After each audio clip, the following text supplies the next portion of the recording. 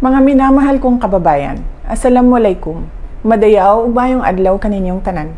Magandang araw sa inyong lahat.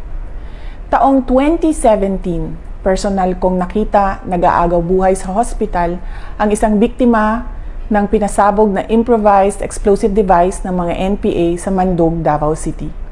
He was struggling and choking with his own blood. It was truly a painful sight. Hindi ko rin malilimutan ang paghingi ko ng tawad sa ina ng namatay na opisyal ng Philippine Army dahil sa nangyaring engkwentro sa Barangay Paquibato, Davao City. Hindi ako nakapagsalita nung ako'y tanungin kung ilang anak pa ba ang mamamatay dahil sa mga terorista sa Davao City. Mga kababayan, walang katulad ang kasamaan ng teroristang Communist Party of the Philippines, National People's Army at National Democratic Front of the Philippines sa kapwa nila Pilipino.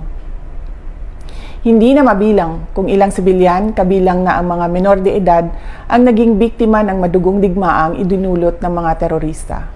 Maraming batang estudyante ang hindi nakapagtapos ng pag-aaral dahil dinala sila sa bundok upang maging armadong terorista.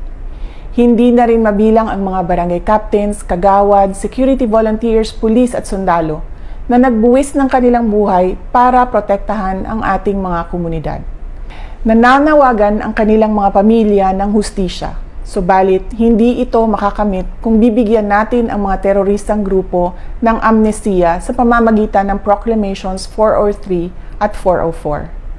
Sumusuporta ako sa mga hakbang para itaguyod ang kapayapaan sa bansa because the fight against terrorists is deeply personal to me as it is deeply personal to the families of countless Filipinos whose lives were forever upended because of the madness of terrorists. Pero hindi ang pagbibigay ng amnestiya ang daan sa kapayapaan. Ang dapat nating gawin ay pagpatuloy ang ating mga nasimulan sa NTF-ELCAC at mas palakasin pa ang mga ito. Panalo na tayo, lumalaban na ang mga komunidad. Mr. President, the government's statement with the NDFP in Oslo was an agreement with the devil. Napatunayan na natin sa kasaysayan na hindi sila seryoso at wala silang sinseridad sa usaping pangkapayapaan. Gagamitin nila itong peace negotiation sa pagtraidor sa pamahalaan at paglinlang sa taong bayan. We appeal to your power to review these proclamations and agreements. Apo BBM, sana po ay isalang-alang natin ang ating mga komunidad na naging pugad ng mga terorista sa mahabang panahon na ngayon ay lumalaban na at tumutulong sa pamahalaan. Let us honor the memory of those who died in the senseless and bloody attacks of the NPA, CPP, and DFP.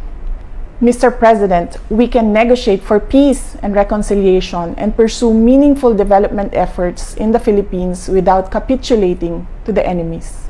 Hiling namin na kami ay mapakinggan. Shukran.